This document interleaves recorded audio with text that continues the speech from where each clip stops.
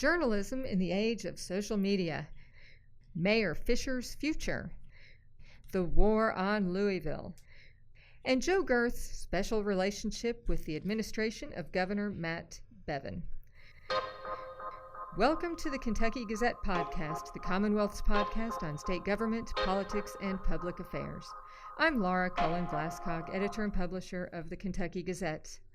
This week, Leo Haggerty sat down with Louisville native Joe Gerth. Joe's a graduate of the University of Louisville, and while he was a student there, he started working with the Courier-Journal as a clerk and freelance writer. That was 29 years ago. In that time, he has covered Oldham and Bullitt counties, as well as southwestern Jefferson County for the Old Neighborhood section of the paper. He worked out of the newspaper's bureaus in Somerset and Lexington, and he was the first Courier-Journal reporter assigned to cover the new Louisville metro government after the Old City and Jefferson County merged. In 2007, Joe became the newspaper's chief political reporter, taking the lead role in covering governor's races in 2007, 2011, and 2015, and U.S. Senate races in 2008, 2010, and 2014. A lot has changed in journalism, in Kentucky, and in the world over those last 3 decades. Recently, Leo sat down with Joe Gerth to discuss those changes and Joe's new role at the Courier-Journal. After almost 30 years as a reporter, part-time columnist, Joe Gerth is now the Courier-Journal's first general columnist in almost a decade. How's that changed how you work, Joe? Well, it's changed my pace a lot. I'm writing a couple times a week, which gives me a lot more time just to kind of sit back and think about what I'm going to be writing about, to do some research on my columns before I do it. Before, it's been for the past 30 years, 29 years, it's been pretty much a constant grind of having to produce. And this gives me a real chance to kind of sit back and kind of survey my surroundings and not so much react immediately to news, but try to figure out what the big picture is a little bit. I think that's something most people don't think about in terms of reporting is, there's a deadline and you've got X number of column inches to fill. Is it more enjoyable? I'm having fun with it. I don't know if I would have had fun with it a number of years ago. Having been around for 29 years at the Courier-Journal, really helps me in this because I know a lot of people. I've covered just about everything you can possibly imagine, and so I'm really at a position in my professional life that it makes sense right now, and it is a lot of fun. I'm writing about things I never wrote about, didn't necessarily write about too much before. It gives me an opportunity to just kind of figure out what I think is important or what I think is fun sometimes, and that's what I'm doing, and it's a good time. Miss the adrenaline at all? Well, now I've not been here through an election night, and I tell you, I love election night, and I don't know if I'll be writing anything next time we have elections. We've got a 2 years off or a year off here this year, and so we won't be back until 2018 with elections. So, well, we'll talk about those in a minute. but at that point, I might feel some pangs of regret, remorse, whatever, and wish I was back in the day-to-day grind.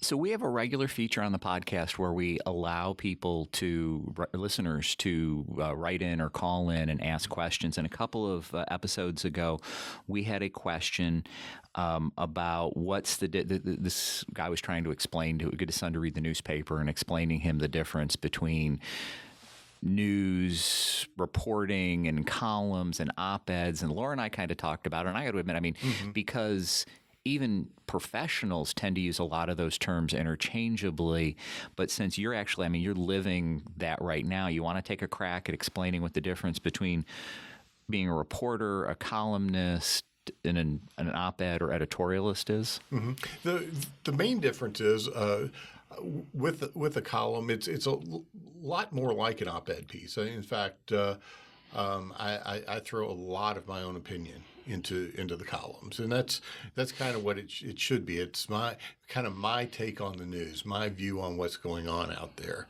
and it's It's not a straight out editorial, but I get into a lot of editorializing in the column. There's no doubt about it. And you should be able to look at my column and read it and realize that no, this is not a traditional straight news story where I give both sides plenty of opportunity to express themselves and explain things. That's not what it's about. That's hopefully what Tom Loftus and Debbie Yetter and Andy Wolfson, my colleagues, are doing. Is they're giving both sides of the story, and I'm getting to go in there. David Holwork at the Lexington Herald-Leader once said that it's a reporter's job to fight the battle, and it's my job to go in and shoot the wounded afterward. and I think that he's pretty much right on that. So I get to go in and shoot the wounded. How about reaction? I mean, have you seen a different reaction from folks as you've moved from the more fact-based to more opinion-based, or? Yeah, and some people, I'm hearing from some of the same people who didn't like what I was doing before, who still don't like what I'm doing. I am getting people who are saying, "Hey, I really like this. It's a nice change of pace," and I think it's good for us to have a columnist. We haven't had one since Bob Hill retired about 10 years ago, and I think the Courier-Journal's been missing something in that time, that we haven't had someone who kind of brings their own personal experience and that sort of thing to it. And you and I are friends on Facebook. I have noticed that there's some very passionate people who read your column. There's no doubt about it on both sides. So, so you've been doing this since 1988, the year I graduated from college. Before I graduated from college. Okay. Journalism has changed a lot in that time, and the newspaper industry in particular. So what have you see as some of the biggest changes and how it's affected the reader? Well, one of the biggest changes is the constant grind to produce news and to get it up now. Back when I started, there was no internet. You would write your stories, and they had to be ready by the time the presses started rolling. And so you had up until, depending on what your deadline was for that story, up until 7, 8, 9, 10, 11 o'clock to get a story into shape that it could be published. Now, because there's so much pressure on reporters to produce stories and produce quickly, we've got deadlines that roll throughout the day. If a reporter is working on a story right now, and it's a little bit after 10 in the morning when we're doing this podcast, their editor might be telling them, "Hey, we need you to get something up at 11 o'clock," and then we'll come back and we'll rewrite that story, and we'll rewrite that story, and we'll rewrite that story, just on and on and on until you hit what the final deadline of the day is. And it's a lot different that way. It's good in that your readers are getting news more quickly. There are some drawbacks, though. Of course, as you go throughout the day, you make mistakes. Sometimes it's not necessarily mistakes, but you're reporting what you know, what you're being told as the day goes on, and that can change as the day goes on. I mean, if you're a police reporter and the police might tell you at 10 o'clock in the morning one thing, and by 3 o'clock in the afternoon, that has completely changed. They've learned more information, and their original thoughts were not quite correct. And so that's kind of a drawback in that you are getting some bad information early on, and sometimes it's our fault. A lot of times it's not. But it's kind of the way the newspaper business has become. And social media, I think, is driving a lot of that because people can now, see on Twitter and on Facebook things going on.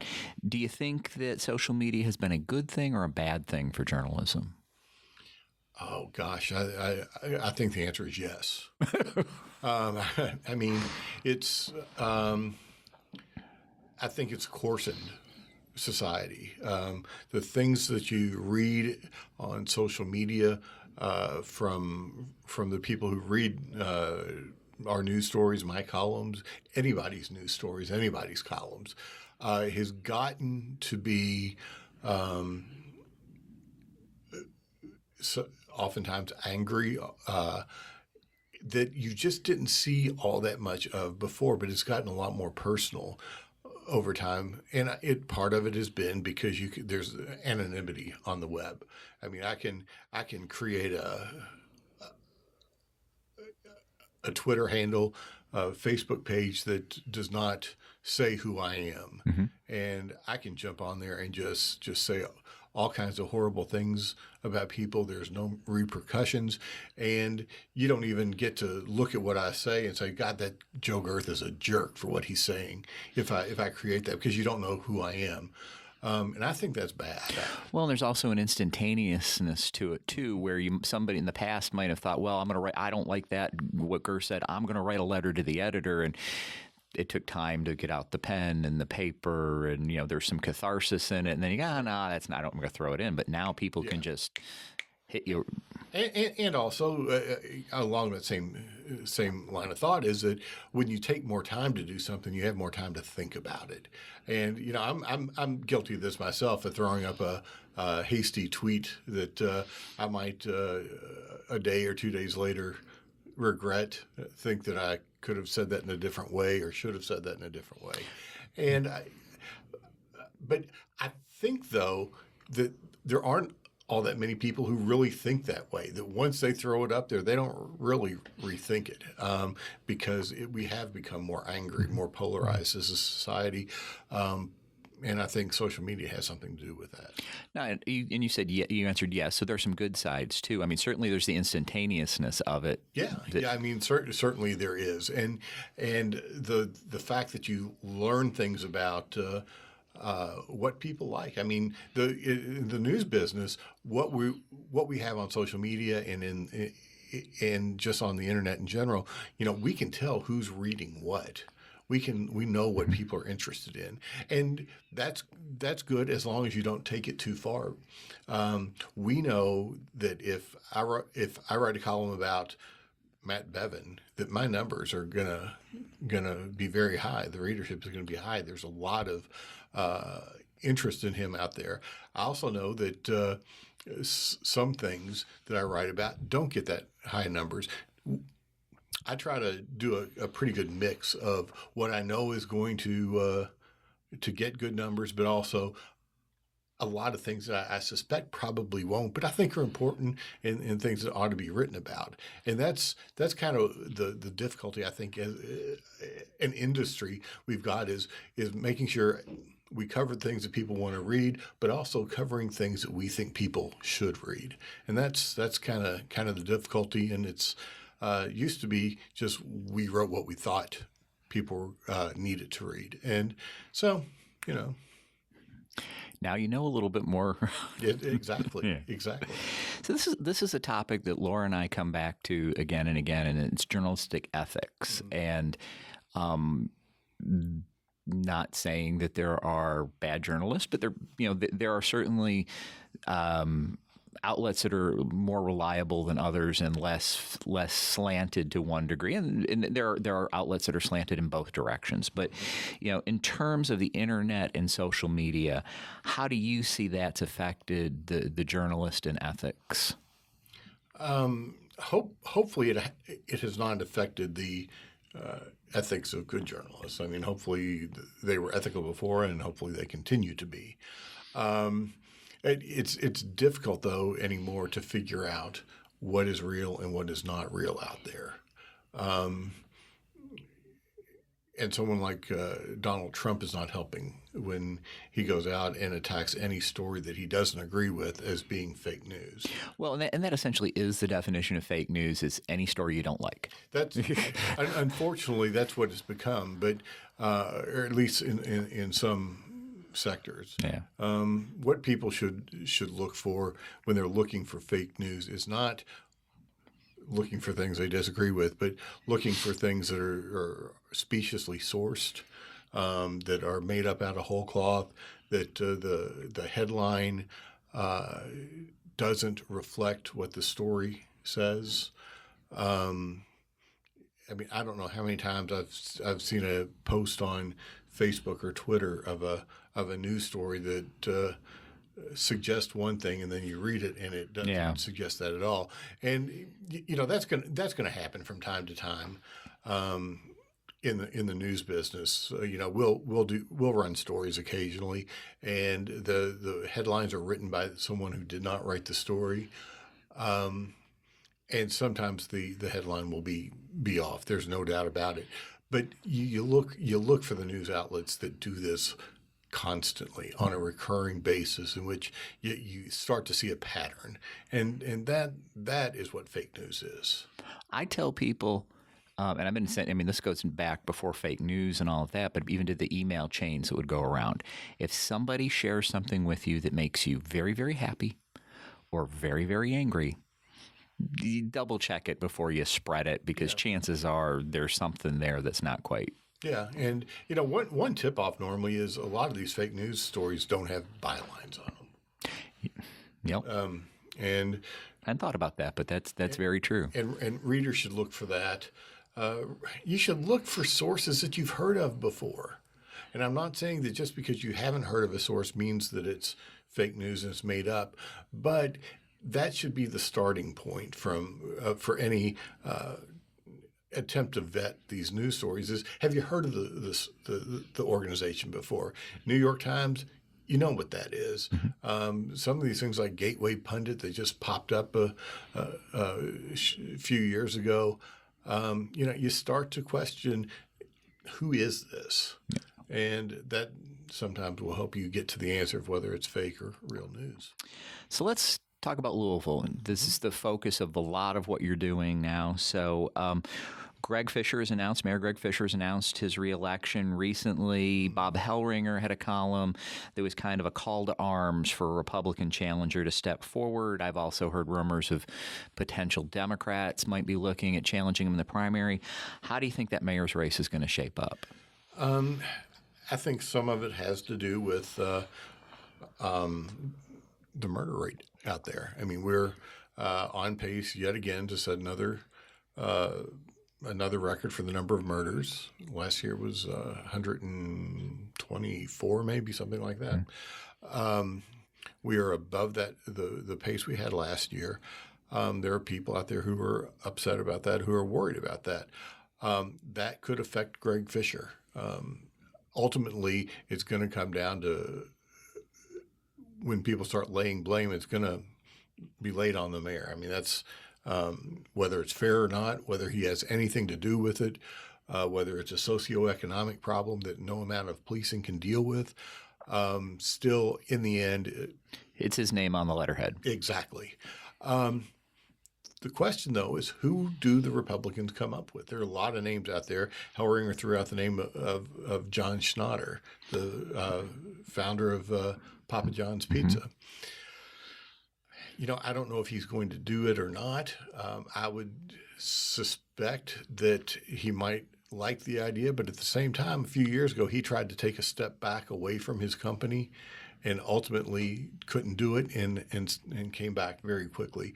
So that's got to weigh on him, because he's not going to be able to run his business and run the mayor's office at the same time if he were to run and win.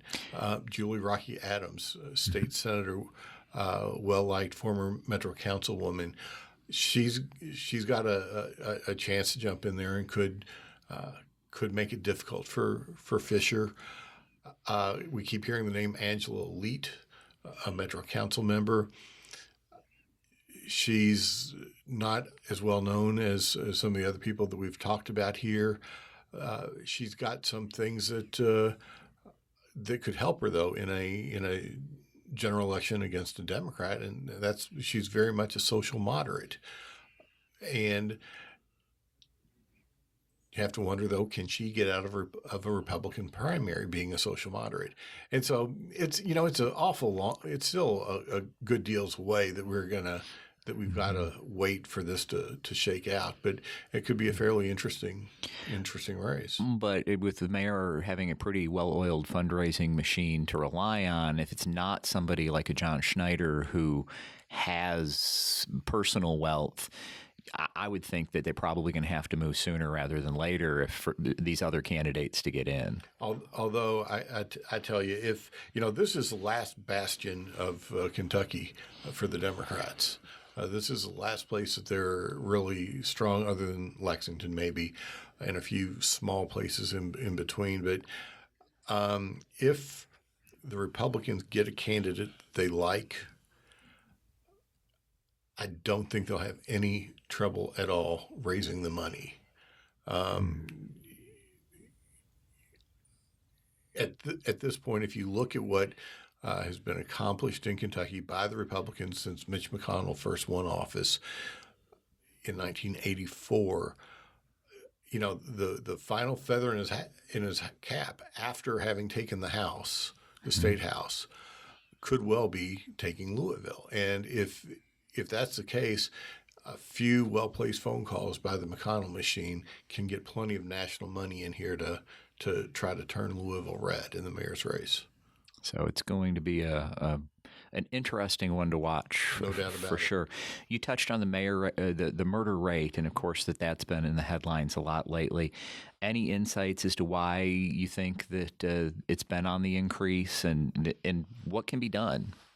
Well, you think part of it, a large part of it, is drugs. A large part of it is gangbanging.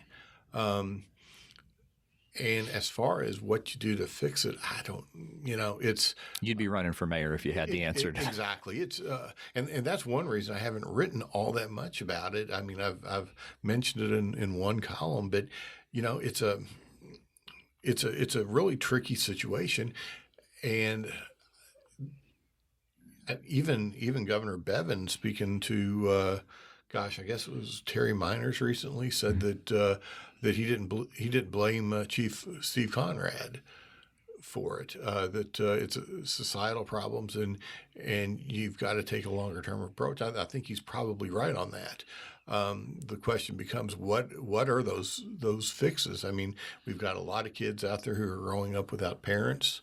We've got a lot of kids out there who aren't getting the educations that they need, and I think those two things go hand in hand quite a bit. I've got a 12-year-old daughter. I spend a lot of time helping her with homework. I'm a college graduate, and it's a struggle for me sometimes, not more than understanding, and occasionally it's trouble understanding what she's doing. But at the same time, it's even more difficult to try to teach her what I'm trying to help her with. And, there are people out there who are trying to be good parents who just don't have some of the capabilities. They're working 2 jobs, they're working 3 jobs. They don't have the time, they don't have the energy to really sit down and work with their kids. Some of them themselves struggled through school, maybe didn't even get a high school diploma, and they're now in the position of trying to help their kids. And it's difficult. Kids aren't getting the education they need sometimes, and a lot of and I don't blame the schools. I'm certain schools have some responsibility in that, but so much of learning takes place at home. And if you can't help your kid, then it's going to be difficult for them quite often. My wife is a college professor, and she shared this with me, that demographically speaking, the single biggest factor to predict whether a child goes to college is if the father has a college degree.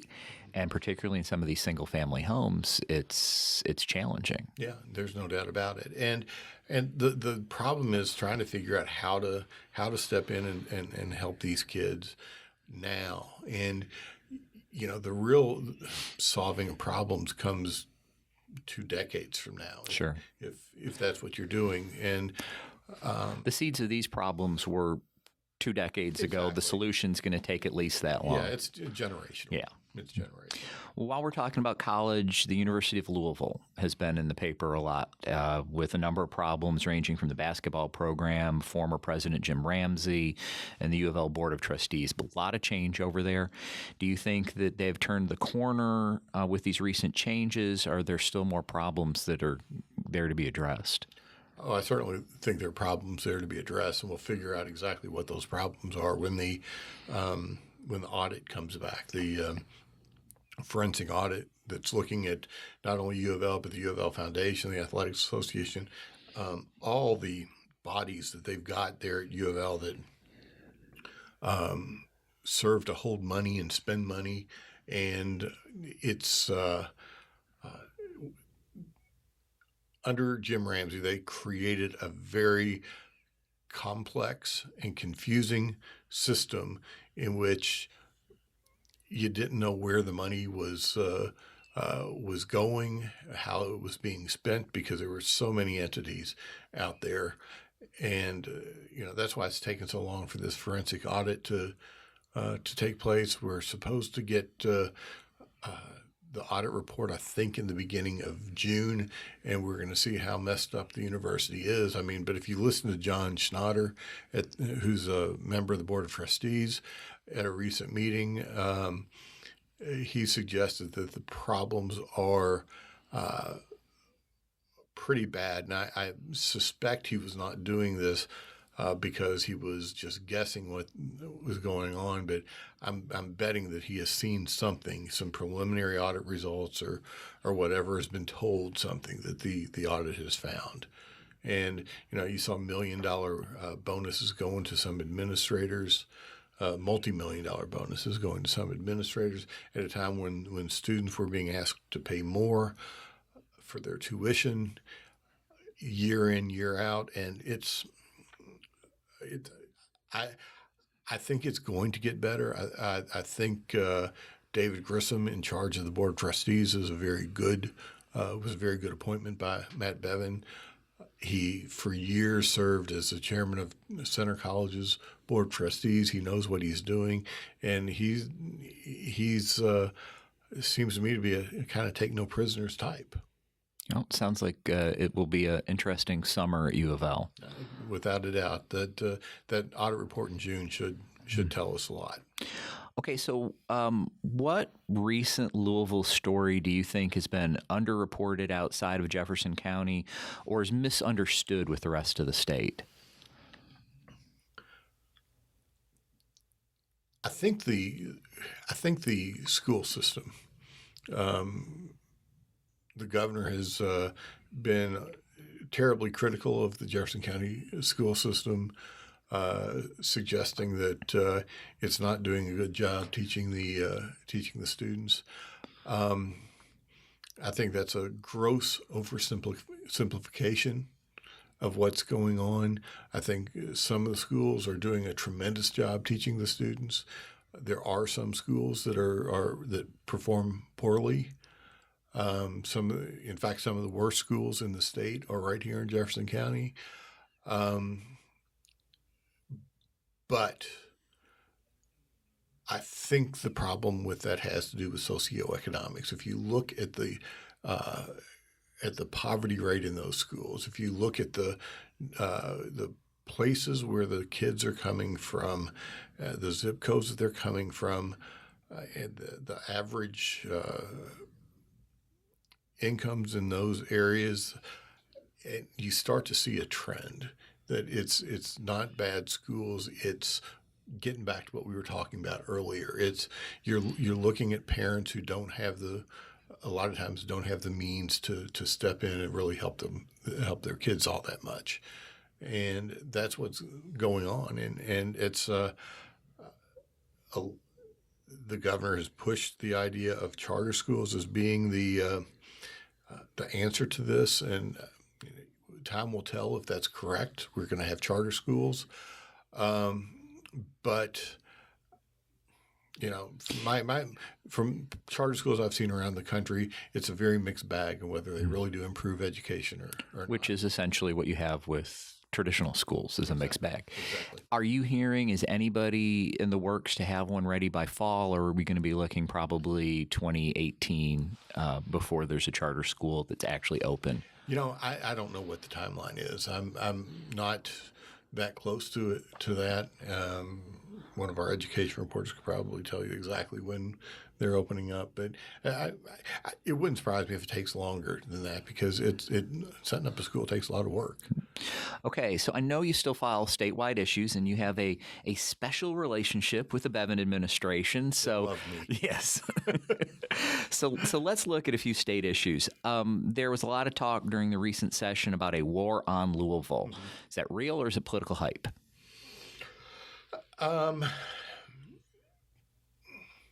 There were whether there's a war on Louisville or not. I mean, you'll have to talk to the governor about that. There were certain things that were done that were, well, let's go back to the legislation that would have changed the way the Metro Council works. I don't think that was so much a war on Louisville, but it was a war on the democratic leadership of the Metro Council. I mean, they were trying to, in many ways, strip power from Greg Fisher, first of all, and then from the Democrats on the Metro Council, second of all. Well, and as you said earlier, I mean, this is really the last blue bastion in the state, politically speaking. So, okay. Yeah, and you got to realize you got a couple people in the Kentucky House of Representatives who used to serve on the Metro Council and were very frustrated by their difficulty in getting things done. They're Republicans, and they were having trouble getting things done.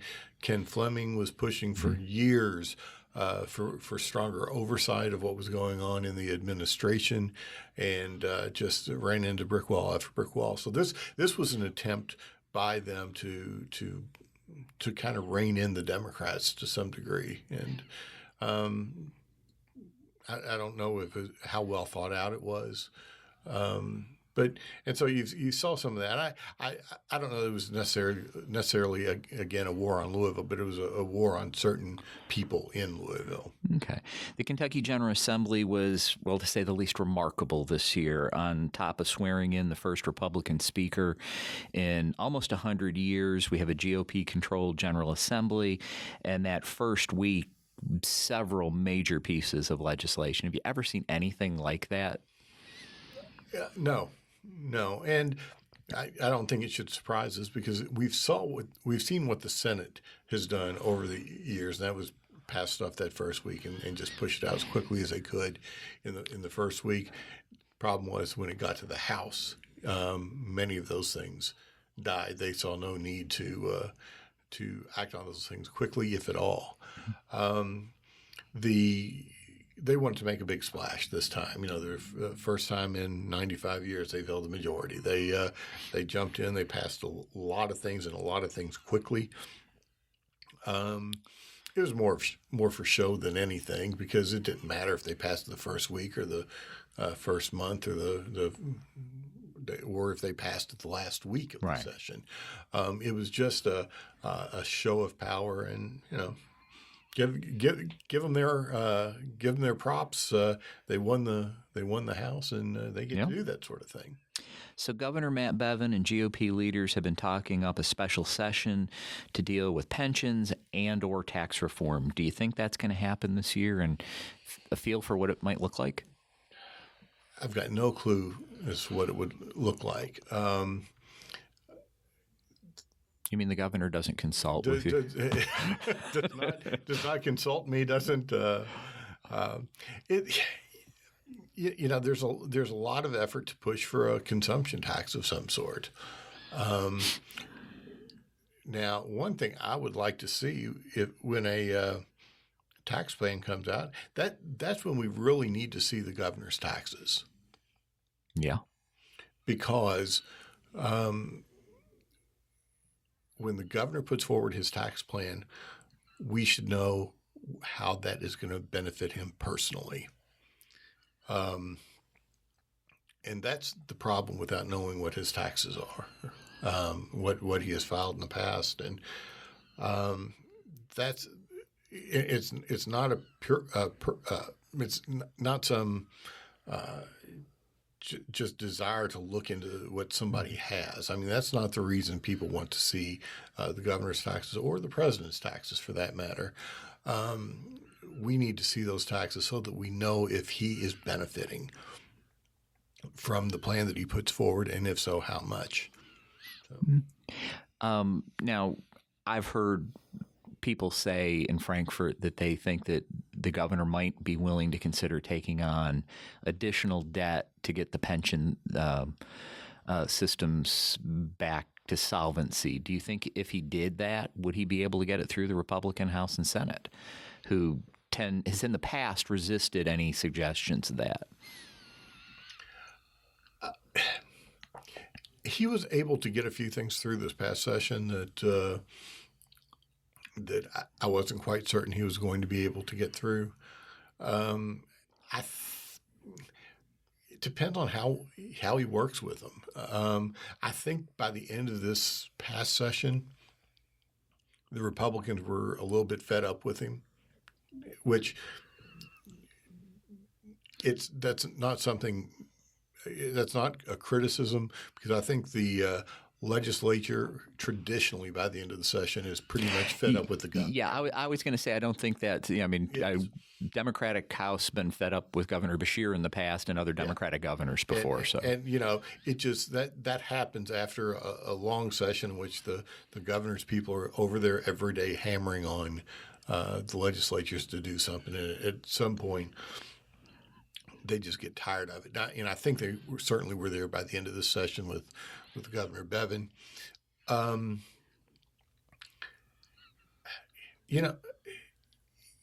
The big key is going to be, can he work out a deal in advance, and can he give them what they feel like they need to have to go there? Mm-hmm. If he goes in and just tries to bludgeon them and tell them this is what you're going to do, I think he'll probably fail. But if he goes in and actually works with them, there's a possibility of doing something like that. Given what the GOP has accomplished in the 2017 session, I mean, they've checked off a lot of the boxes on their agenda, everything from right to work to charter schools. There's a possibility that pensions and tax reform might be dealt with this year. Any ideas on what they might decide to tackle in 2018, other than the budget? Obviously, they got to do the budget. Yeah, that's a budget session, and that's going to be the big thing. Specifically, gosh, that's so far off now. I don't have a great feel for it at this point. Okay. So recently, 3rd District Congressman John Yarmuth has announced he's seeking his 6th term in Congress. In Eastern Kentucky, the dean of the Kentucky Congressional Delegation, Hal Rogers, hasn't announced his intentions. But if he does, it'd be 19th term. This is before both you and I graduated, probably from high school. Yeah. So he was elected in 1980. So if he doesn't run, any thoughts on who might step forward to replace him? Gosh, the interesting thing that until Kentucky took this rightward shift in the last few years, everybody thought that seat was going to be Greg Stumbos at some point. Mm-hmm. That Stumbo was close to Rogers, and Rogers wouldn't put up a big fight against him. A lot of people thought the district is not the old 5th district. It's much more, by registration at least, it's a much more Democratic district than the old 5th was before the state's delegation was taken from 7 to 6 House members. But with Stumbo's loss last year, he looks like he's out of the picture. It's going to be an interesting battle. I mean, names come to mind like would Robert Stivers want to go there? I don't think he would. With redistricting, though, he's probably represented most of the counties in that district over his career. But the question is, do you want to give up your role as Senate President to go to be a backbencher in the U.S. House of Representatives? And I'm guessing he probably doesn't, but I haven't talked to him about that, and I don't know.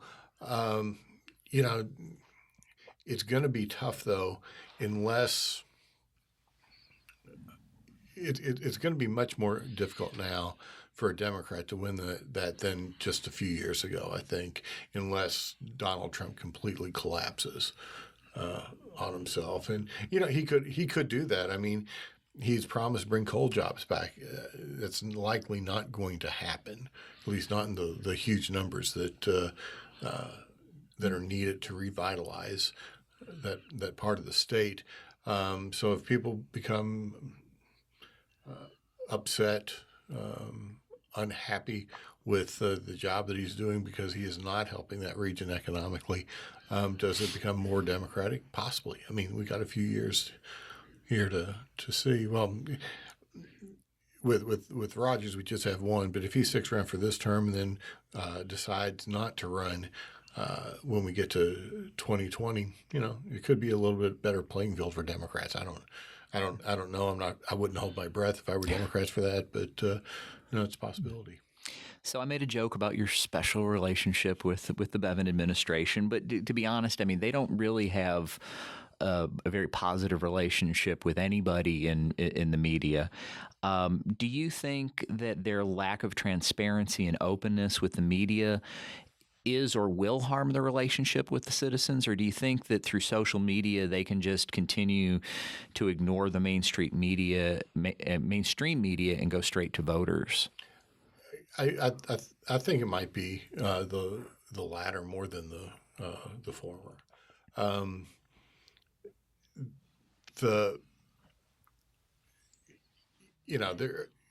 I've never dealt with an administration like this before, and I've dealt with some administrations that were pretty. They fought the press pretty good. Do I think this hurts them? Yeah, to a degree it does.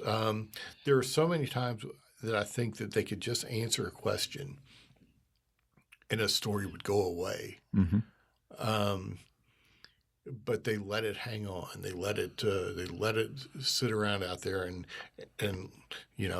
we'll write a story about it. The Herald Leader will do a story. The Associated Press will do a story. Television stations will come along and they'll do stories. And so you've got this single story that's got a life of day after day after day after day because different media picks it up and does their own thing with it. So many times that they would just answer the question in the beginning. You wouldn't have that. It'd be a one-day story. It'd be over with, and you can move on to different things.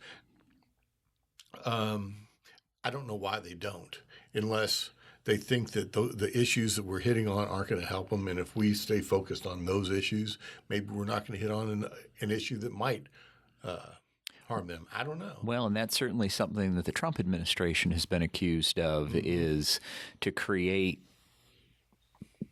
blusters in order so that the media will focus on them as opposed to stories they really don't want getting column inches. Yeah. But in the end, I think it's a disservice to the voters, whether they like it or not. A significant number of their constituents, a significant number of Governor Bevin's constituents, get their news from the Courier-Journal, from the Lexington Herald Leader, from the Associated Press, and from other mainstream sources of news. And I think they owe it to their constituents to answer questions, but they're not going to agree with me. So lots of conjecture in Frankfurt about what Governor Bevin's next move politically might be. Any thoughts?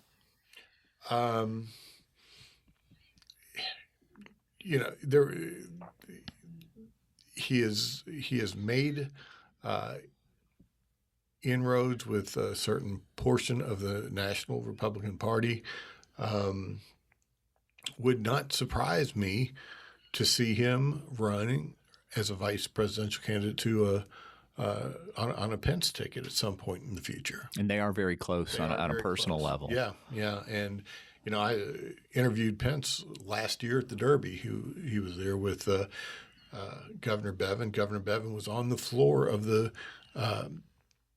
at the debate, the vice presidential debate last fall when Vice President Pence face off against Tim Kaine. So, yeah, they are very close. So that wouldn't surprise me to see something like that happen. Other than that, I don't know. Do you think he might look to challenge Senator McConnell again, assuming that Senator McConnell follows through and runs in 2020?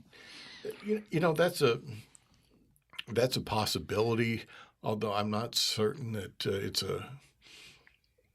it's a great possibility. I think once a candidate wins, that there's a fear of loss instilled in them a little bit that he did not have when he was challenging Senator McConnell. He's got something to lose now, essentially. He does. He's got something to lose. If you take a bad beating in the Republican primary, that does not bode well for you in the future. He could do that the first time. He was an unknown, right, going up against someone who had been in office for 30 years. So my initial guess would be no, but then again, sometimes I have trouble predicting what Matt Bevin's going to do. On the Democratic side, who do you think some of the more likely Democratic candidates are in 2019?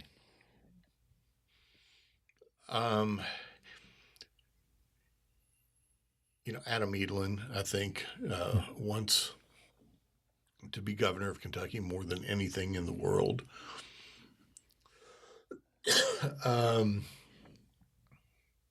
Gosh, who else is out there? The last election just devastated the Democratic candidates. Does Allison Grimes do it? I think that has something to do with what happens with her father, who the federal government has been investigating. And there's been no charges to come out of that yet. If there are charges to come out of that, that makes a run for her very, very difficult, I think, especially if it has to if charges come out of it and they've got something to do with her Senate campaign. Gosh, I'm sure there are people out there that I'm just kind of blanking on right now. We've got at least a few months before we need to start worrying about that. Exactly. Last thing I want to think about is another gubernatorial race. So if 2016 and 2017 have been remarkable in Kentucky politics, nationally, they have been extraordinary, bordering on the bizarre. Did you see the Trump wave coming at all? No. I mean, I'm a believer in polls. And despite the fact that polling has had some difficulties in recent years, I thought that this was going to be one of those years where they got it right. And in fact, if you look at the polls, and this was pointed out to me by Robert Blizzard, a Republican pollster, the polling was not all that bad. There were only a couple states in which the numbers came back outside the margin of error. But everything in all the key states, Pennsylvania, Michigan, Wisconsin, all these states, everything shifted Trump's direction within the margin of error in every state. And that was the thing that was so difficult to predict, is that you never think that in every state it's going to be right at the margin and it's going to be all one direction in state after state after state. Well, I've defended the public polling that was done in the governor's race in 2015. I mean, it wasn't really off. If you looked, everybody focused on the margin. Oh, Jack Conway's ahead. But if you looked at the polling going back a year, every single poll, Jack Conway was at 44, 45%, and the only one with any momentum was Matt Bevin. And Conway got the 45% almost that he had been polling at. Right. And, and generally speaking, the incumbent, if you've got an incumbent, the undecideds go to the challenger, and Jack Conway was as close to an incumbent as you could get. So yeah, I think you're right. And if you go back to the 2014 election with Allison Grimes and Mitch McConnell, our polling, I thought was actually pretty good, even though we got hammered because it had McConnell winning by a much larger percentage than our polling showed. But if you looked at our polling and you looked at the progression of polling, month or so out, Grimes had taken a small lead. A couple weeks out, McConnell had pulled ahead. Come to election day, and McConnell won by significantly more than that last poll. But the trend was going that way. And I don't think that's what a lot of people who criticize polls understand. They're a snapshot of a given day and time, and to really get anything out of them, you need a series of polls and look at the trend. And very often the trend is right, even if the numbers aren't exactly on. So, okay, moving on. What has surprised you the most about what's happened in Washington this year so far? That's tough. So much surprises me. I think the main thing that surprises me is what is going on with our foreign affairs and the goo-goo eyes that the president makes to Vladimir Putin, to the Philippine president, to North Korea's Kim Jong-un. Those sorts of things, to me, this is not the Republican Party that I grew up seeing, where those sorts of despots were pretty much persona non grata, unless we were forced to deal with them. Yeah, I mean, especially growing up in the time that we did when the Soviet Union still existed, you just never thought there'd be a day where the American president would be, at least verbally palling around with the head of the Russian government. Yeah, and and you think, heck, it wasn't all that long ago. I mean, you look at the administration of George W. Bush, and you would have never expected this sort of thing out of that administration. And it's and I guess the question is, what is the end game? I've not yet figured out. Okay, so let's swing back to where we started and talk about journalism for our last question. I've been asking you to put on your fortune teller's hat a lot. You've been doing this for 30 years. What do you think the next 30 years is going to bring to journalism? Massive change. I think within the next 30 years, you're not going to see a paper newspaper. Newspapers have struggled to make the switch to a digital world. Some are doing that better than others.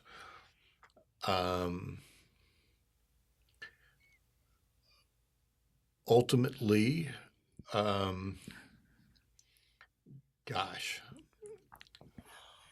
ultimately, you're not going to be able to pick up a copy of the New York Times or the Courier-Journal. You're just going to have to go to your iPad or whatever the device is of the day. Is that a good thing or a bad thing? I don't know. To me, I don't see a huge difference in how you consume your news, whether it's on a piece of paper or it's on an electronic device. I still like the paper. I like it, the feel of it in my hands, but I know that there are readers of a certain age that the idea of picking up a newspaper and reading it is foreign to them, but they're more than happy to go on their electronic devices to do it. This probably says more about my age and yours than a lot, but I mean, if I'm going to read something more than the first couple paragraphs, I want it on paper. Mm-hmm. You send me something short, I can digest it on my phone or my iPad. But if there's something, a column length, I want to hold it in my hand and be able to easily go back and not have to worry about pop-ups and ads starting to play and things. And I just my personal. Yeah, but there are people out there who think just the opposite of that. And what's interesting is that now we can tell how much time people are spending on stories. We can tell how far they are scrolling down into stories. If we see that we've got a good story that just is not getting that people are clicking on, but they're not reading much of, that we can go in and we can do some changes to the story to try to bring them along. I never really thought about that, but yeah. And so there are certain things that I think are good about what's happening. The worst thing though is we haven't quite figured out how to replace revenue at this point. The revenue in the print newspaper is still the thing that pays the bills at virtually every newspaper on the planet. And you talk to people who know about the numbers out of the industry, and I don't, but they all tend to say that, almost globally, you're seeing ad revenue on the digital side pick up. And the big thing is going to be is how long does it take us to transition our ad revenue from the print product to our digital product? And that's what the newspaper industry is going to be struggling with over the next few years. But, over 30 years, I think you'll still see newspapers, just not in the paper format. Very good. I think the Courier-Journal will still be there in 30 years. So you've got a job if you want one for a while. Yeah, they'll have me. Joe, thank you very much. Appreciate you being the guest on the podcast and look forward to reading your columns in the future. Thanks much, Leo. Leo, Joe, thanks for that. Great conversation. You can subscribe to the Gazette so you won't miss any of our in-depth coverage of state and local politics by going to www.kentuckygazette.com/subscribe. We also have a recurring feature on our podcast when we answer listener questions. If you'd like to ask a question, you can submit one to us by emailing leo@kentuckygazette.com, or you can go to our website and use the Contact Us form, or you can call 502-783-6407 and leave a voicemail message. To stay up to date on what's going on in our states or nation's capitals in between podcasts and issues of the Kentucky Gazette, you can follow us on Twitter @Kentucky Gazette or on Facebook at facebook.com/Kentucky Gazette. We also invite you to subscribe to the podcast on iTunes, Stitcher Radio, and YouTube. If you're enjoying the podcast, please subscribe, and if you like us, leave us a good review. That will do it for this episode of the Kentucky Gazette podcast. Leo and I will be back next week with a look inside the next issue of the Kentucky Gazette. I'm Laura Cullen-Glasscock. Thanks for listening. The Kentucky Gazette podcast is a production of the Kentucky Gazette, copyright 2017, Gravel Switch Publishing. The podcast is produced in the studios of TCHQ Communications in Frankfort, Kentucky. Thank you for listening.